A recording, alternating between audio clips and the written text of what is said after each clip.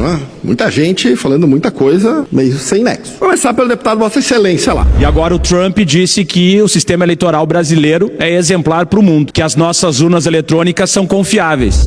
Estou escarpado da interpretação. Eu vou dizer o que o Trump falou. Aliás, essa mentira também foi... Mentira, não. Este engano... Eu não sei como eu uso o termo aqui, porque eu também não quero ir na comissão de ética. Engano, manipulação, também foi feito no STF, dizendo que houve um elogio. A Índia e o Brasil, por exemplo, estão vinculando a identificação do eleitor a um banco de dados biométrico. O que o Trump quer dizer é que lá onde você não precisa apresentar documento de identidade para votar, e portanto muitos ilegais votam, ele defende a biometria, não as urnas eletrônicas. Impressionante foi o espetáculo grotesco lá no STF. Nós tínhamos o Xandão investigador, que chegou a uma conclusão, baseado na conclusão da investigação, entregou para o Xandão promotor, que apresentou o caso para o Xandão juiz. Ele está em todas as instâncias do processo legal, todas, inclusive vítima. Inclusive ele usou numa fala, dizendo que Bolsonaro, dia 7 de setembro de 2021, proferiu palavras, até ele usou o termo carinhosas, entre aspas, contra ele, mas é uma imparcialidade inacreditável. Devido processo legal petista. Nuremberg. O julgamento do STF é Nuremberg. Nuremberg foi o tribunal instituído pela humanidade para condenar os crimes nazistas. O STF agora vai com muita força contra o fascismo e contra o bolsonarismo.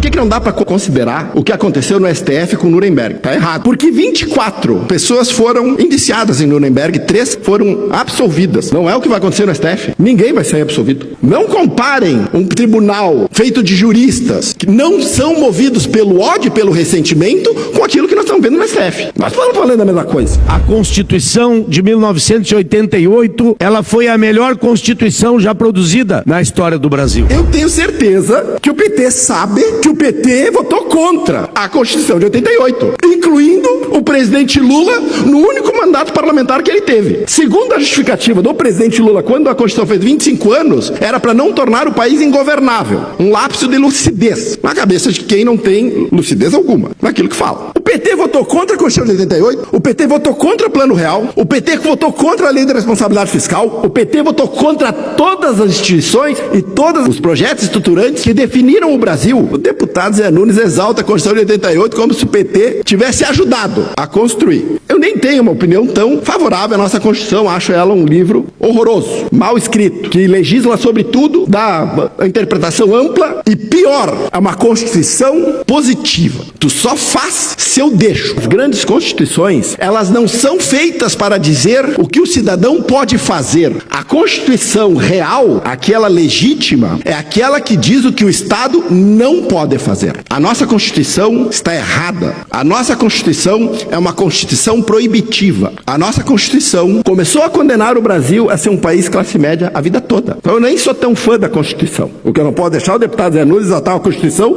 no qual eles votaram contra. O deputado Haller falou sobre barra de ferro. Não é pelo batom, é pela barra de ferro que atingiu a cabeça da policial militar Marcela Silva. Que bom que o senhor falou no singular, uma barra. Eu quero dizer para vocês que uma barra de ferro contra dezenas de armas de fogo não deveria ser algo perigoso. Mas segundo eles, é a prova cabal da tentativa de golpe de Estado. Imaginem que eu resolva derrubar um avião. Aí eu pego uma espingarda, vou no pátio da minha casa, miro um avião e atiro. É meio impossível, né? Que eu derrube um avião. Concordamos? Tem sentido eu ser condenado por terrorismo? Por tentativa de derrubada de avião? Não, mas é a mesma coisa que eles querem nos convencer que aconteceu no 8 de janeiro. Se não tem meios de execução, não há crime.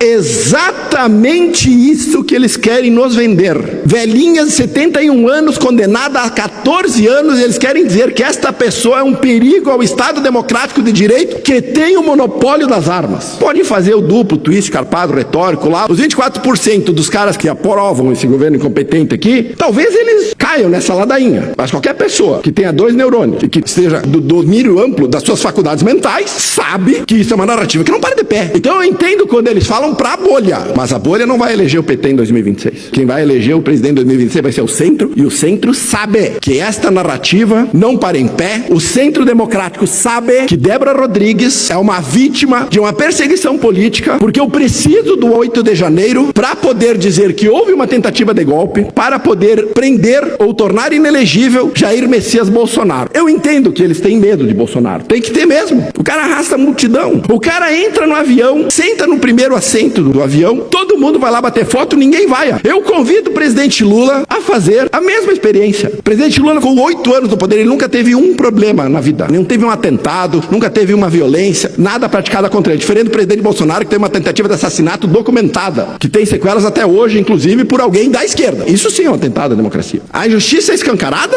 Isso nós já sabíamos. Que esse roteiro de filme classe B, mórbido, onde tem um roteiro de ficção, todos sabíamos que ia ser por unanimidade e todos sabemos que a primeira turma, ou o plenário, sei lá quem vai julgar, vai condenar Bolsonaro. O mundo já sabe isso. O mundo já sabe que o Brasil tem um estado de exceção. O mundo já sabe que o Brasil deixou de ser uma democracia. Maduro disse que a Venezuela é uma democracia. Aliás, o PT reconheceu a Venezuela como uma democracia ao reconhecer as eleições de Maduro fraudadas, que, aliás, até onde se sabe, usam urnas eletrônicas. Eu confio nas urnas eletrônicas, deputado. Quando o senhor vai entrar num site ou num jogo, geralmente tem a chamada dupla verificação de fatores. Manda um indicador, um sinal, um código pro seu celular para o senhor poder entrar no site assim, o gov.br. Eu entro sem depois um código de verificação, certo? É uma camada de segurança adicional para evitar fraudes. Por que eu não posso fazer a mesma coisa na urna? Uma segunda camada de segurança com voto impresso, sem precisar contar todos os 100%, só 1% das urnas. Por que esta resistência? Esquece se eu confio ou não. O senhor não confia na senha que vocês põem no gov.br? Confiam. Dupla camada de segurança. Qualquer um que trabalha com TI sabe que isso é viável. Ele é aconselhável. Eles não querem. O PT não quer. O papel da STF como agente político já foi consumado. Foi consagrado. Isso está claro para nós. Está claro a partir do momento que o ministro Alexandre de Moraes foi numa aula magna dizendo que eles precisam travar o avanço da extrema-direita. Sem definir o que é extrema-direita na cabeça dele e como se ele, como juiz do STF, poderia emitir opiniões políticas. Ele não pode. O senhor sabe que ele não pode, deputado Ralph, o senhor é um jurista, mas ele o faz. E se ele o faz, ele é agente político. E se ele é agente político, ele não pode julgar. Mas ele não só julga, como é exaltado nessa tribuna pela bancada esquerda. Em 2026, nós temos uma dúvida. Não sei se o presidente Lula vai concorrer ou não. Tá na capa da gaita. Lúcido ele já não tá. É só ter o microfone pro presidente pra ver que lucidez passou longe. É a última chance do PT permanecer no poder. Nós desenvolvemos a liderança. Nós temos o Tarcísio aqui. Nunca abandonarei Bolsonaro. Eu só tenho 3 opções: Jair Messias e Bolsonaro. Mas se não dá pra ser ele, então que seja Tarcísio. E se não for Tarcísio, vai ser Nicolas, vai ser Ratinho. A direita não falta líderes. Faltam líderes para a esquerda. E depois, como a esquerda não criou mais lideranças, uma vez que eles precisam recorrer a Gleisi Hoffmann, a Lindenberg, sei lá quem mais eles recorrem. Esse tipo de gente. Nós, a direita, vamos criar uma dinastia em sequência no poder deste país. E nós vamos desfazer todas essas injustiças e vamos botar o Brasil na rota do desenvolvimento. Que eles tiraram. Eu acabei de escrever um livro chamado Mínimo sobre Liberalismo. Eu vou dizer que a inspiração do livro foi o deputado Zé Nunes, que chamava os liberais de neoliberais radicais, ou neoliberais fundamentalistas. Eu disse, eu vou escrever um livro, vou lhe dar de presente. Escrevi o livro. O próximo livro que eu vou escrever vai chamar O Flagelo do Brasil, que é uma homenagem a Lula. E vou explicar no livro como a política econômica que eles defendem aqui nessa tribuna nos condenou a um estado estacionário em termos de renda, que não permite que a população brasileira prospere. Mas o PT vai sair do governo. O PT vai sair do poder. E nós mudaremos os rumos desse país.